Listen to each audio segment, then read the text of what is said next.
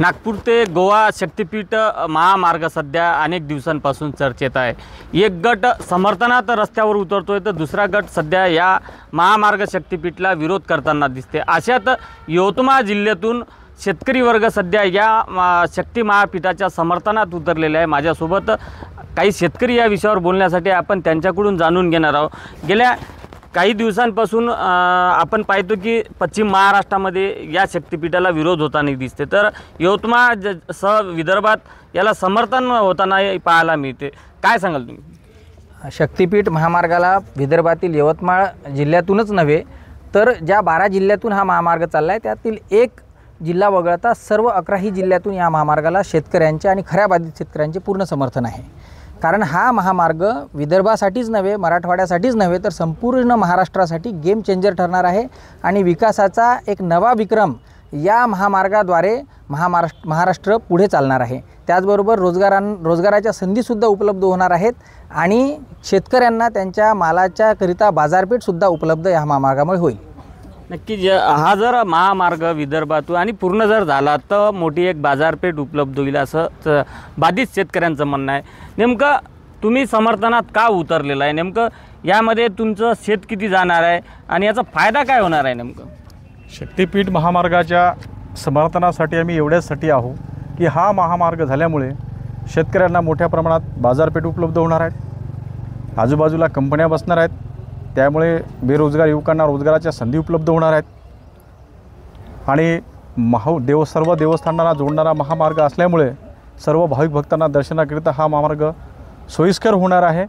आणि शासनाकडे आमची एवढीच विनंती आहे की सरकारने योग्य तो मोबदला दिल्यास आम्ही सर्व शेतकरी आमच्या स्वखुशीने आम्ही जमीन देण्यास तयार आहोत। नक्की जमिनी देण्यास विदर्भासह यवतमाळ जिल्ह्यातील शेतकरी तयार आहे।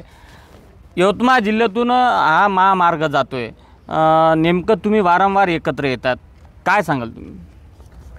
निश्चित केवळ आम्ही आमच्या स्वार्थासाठी एकत्र येत नसून या जिल्ह्याचा विकाससुद्धा त्याच्यामध्ये दडवलेला आहे आणि या राज्याचे आदरणीय मुख्यमंत्रीजी त्यांचासुद्धा हा ड्रीम प्रोजेक्ट आहे आणि त्याच्यामुळे हा आम्हालासुद्धा सर्वांना वाटतं आहे की हा ड्रीम प्रोजेक्टमध्ये आपण सर्वांनी त्यामध्ये सामील व्हावं आणि प्रत्येक शेतकऱ्याला जो काही लाभ शासनाच्या माध्यमातून मिळणार आहे त्याला आमचं कुठलंही दुमत नाही, परंतु योग्य जो मोबदला मिळणार आहे त्याच्यासाठी जी काही शासनाची प्रक्रिया राबवणार आहे ती प्रक्रिया लवकरात लवकर शासनाने राबवावी एवढीच आमची इच्छा आहे। नक्की या कोल्हापूरमध्ये या शक्तीपीठ महामार्गाला प्रचंड विरोध होताना आपल्याला पाहायला मिळतोय। ज्या पद्धतीनं महामार्गाचं कोल्हापूरमध्ये विरोध होते तर त्या अँगलनं तुमचं पुढचं नियोजन कसं असणार आहे आणि काय सांगाल?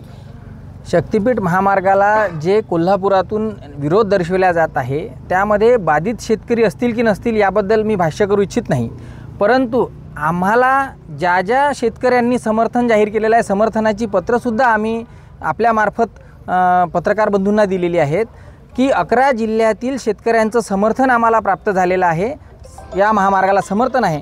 त्याकरिता आम्ही एका भव्य मोर्चाचं आयोजन दिनांक 27 जानेवारी 2025ला नांदेड येथे करण्याचं आयोजलेलं आहे। त्या माध्यमातून आम्ही समर्थनात असलेले खरे शेतकरी यांचं योग्य प्रदर्शन तिथे दाखवू आणि त्या माध्यमातून माननीय मुख्यमंत्री महोदयांना विनंती करू की लवकरात लवकर भूसंपादन प्रक्रिया राबवावी आणि हा महामार्ग लवकरात लवकर पूर्ण करावा, जेणेकरून या महामार्गाद्वारे आम्हालासुद्धा आणि सर्वसामान्य शेतकऱ्यांनासुद्धा समृद्धीचे दालन उघडता येईल।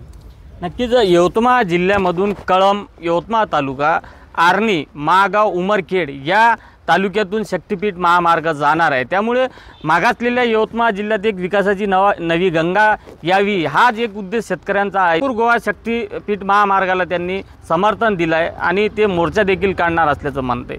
संजय राठोड, साम टीव्ही न्यूज, यवतमाळ। देश विदेशातील प्रत्येक घडामोडींचे लाईव्ह अपडेट मिळवण्यासाठी आता साम टीव्हीच्या सर्व सोशल मीडिया प्लॅटफॉर्मला लाईक, फॉलो आणि सबस्क्राईब करा। तसंच सर्व नोटिफिकेशनसाठी बेल आयकॉन प्रेस करायला विसरू नका।